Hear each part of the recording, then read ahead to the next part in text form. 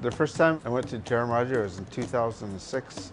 It was an event of farmers, herdsmen, people throughout the globe that are involved in the food production, but more from a community, a family, and a cultural standpoint as opposed to sort of industrialized agriculture. We were able to identify with people from all over the globe. We could recognize one another, who they are, and what they were doing, because we do the same thing. We're hosted by a family from Torino, Irene and her children. We got to stay in their home. They cooked meals for us every evening. And the mother actually comes from a smaller community up in the mountains, up in the Alps. They speak a distinct language that's separate from Italian. They also speak Italian. But the challenge is to retain that original language. But it's also those languages are tied to the foods, the regional foods. And we also struggle with that in other indigenous communities, trying to retain the food culture, the culture, and the language. And so we found that we had a lot more in common than we had originally thought about. When we went to the event there, we began to identify with people all around the globe that also feel that it's extremely important to continue these food traditions. It was like a global family of farmers. One of the other reasons that I like to go back to Terra Madre is because I feel like I'm home. It just feels like family. It's like a one big family coming together and just celebrating food. You go there and you see foods that people have preserved for thousands of years, and it's amazing, amazing. And consuming those foods is what gives you the strength to keep going. I just get energized because I know that we are not the only ones doing what we're doing. There's other people all over the world that are doing the same thing we are, and it just energizes you because you know it's important work.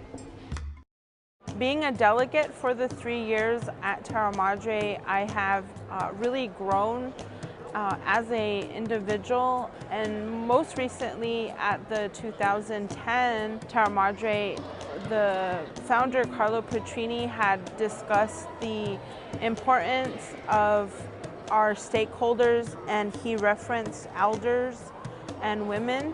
And for me, as an American Indian from the US, it's always been a part of our teaching. And so hearing that again in a global context is very strengthening for me, because I feel that whatever I'm doing in my part of the world is contributing to the global system. One of the things that I have accepted is that I am responsible, along with my sisters, for the teachings that I have learned, specifically the farming, the recipes, the communal activities, and help it continue and maybe even add diversity. Terra Madre has inspired me and also has continued to help me be more of a voice for small farms and local foods, and to really challenge individuals when you do see them choosing commercial, low-costing food where it's not the best choice they could make. Food is medicine. That's what we believe. Food is medicine. People are having more issues with diabetes, and that's one of the things that I work with in my community. I heard people from the island somewhere that they have a high rate of diabetes, and again, it's with the foods that they're eating.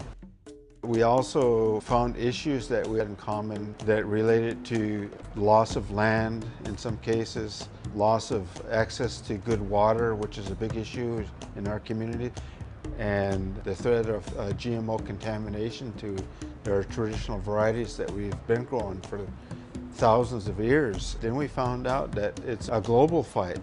And so we're able to at least discuss those things and look at ways that we could support each other and maybe find strategies to at least minimize the threat of that to our communities.